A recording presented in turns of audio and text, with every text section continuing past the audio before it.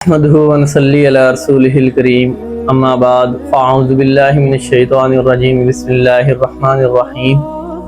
آج کی اس ویڈیو کے اندر ہم جہاد کی فرضیت و فضیلت کے بارے میں بات کریں گے۔ حضرت ابو ہریرہ رضی اللہ تعالی عنہ سے روایت ہے کہ رسول اللہ صلی اللہ علیہ وسلم نے ارشاد فرمایا کہ جو شخص اس حالت میں مرا کہ نہ اس نے کبھی جہاد کیا ہو اور نہ ہی کبھی اس کے دل میں کوئی شوق پیدا ہوا ہو تو وہ اس طرح ہے کہ وہ نفاق کی ایک صفت پر مر گیا۔ شہادت کے بارے میں حضرت انس رضی اللہ تعالی عنہ سے روایت ہے کہ حضور اقدس صلی اللہ علیہ وسلم نے ارشاد فرمایا کہ جو شخص صدق دل سے شہادت کی طلب رکھتا ہو کہ دل میں اس کے اندر شوق پیدا ہو تو اس کو شہادت کا درجہ مل جاتا ہے چاہے وہ شہید نہ بھی ہو۔ جہاد کے بارے میں حضرت ابو ہریرہ رضی اللہ تعالی عنہ سے روایت ہے رسول اللہ صلی اللہ علیہ وسلم نے ارشاد فرمایا، اللہ تعالیٰ نے فرمایا، حدیث قدسی ہے، جو شخص میرے رستے میں جہاد کرے اور صرف مجھ پر ایمان رکھے اور میرے رسولوں کی تصدیق کرنے کے لیے اپنے گھر سے نکلا ہو، یعنی اپنے گھر کو چھوڑا ہو، خدا اس شخص کی ضمانت دیتا ہے، ضامن ہے، یا تو اس کو جنت میں داخل کر دے گا یا پھر وہ شہید کی ایک صف کے اندر، یا وہ جہاد کی طرف نکلا اور وہ مکان کے اندر دوبارہ گھر کے اندر دوبارہ داخل ہو گیا تو اس کے جو گھر کے اندر داخل ہونے اور مال غنیمت جو وہ ساتھ لایا تھا، قسم ہے اس ذات کی جس کے قبضے میں میری جان ہے، قیامت کے دن اسی کو اس کی حالت کے اندر حاضر کیا جائے گا جیسا زخم کھاتے وقت تھا، اور اس کا رنگ سرخ اور بو مشک جیسی ہوگی۔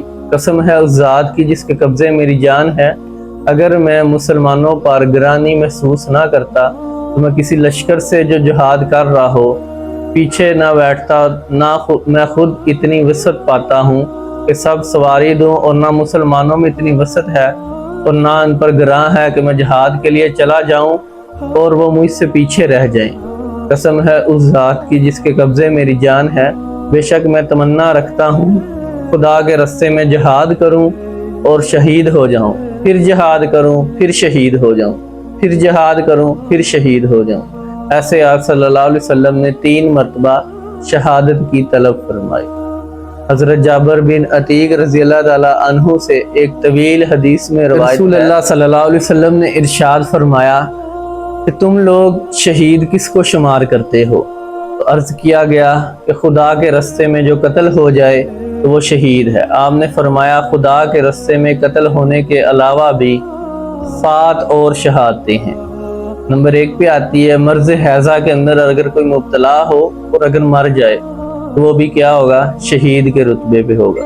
نمبر 2 ہے پانی کے اندر ڈوب کر مر جانے والا۔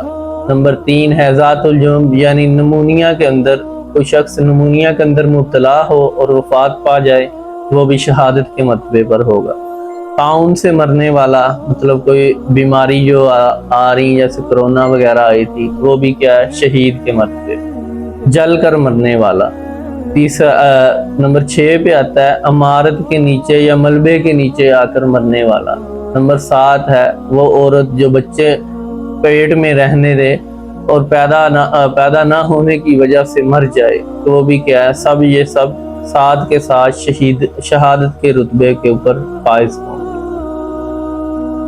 اللہ تعالیٰ ہم سب کو اس بات پہ عمل کرنے کی توفیق عطا فرمائے اور ہمارے دل کے اندر زیادہ سے زیادہ شہادت کا مرتبہ و مقام پیدا فرمائے۔ وآخر دعوانا ان الحمد للہ رب العالمین۔ السلام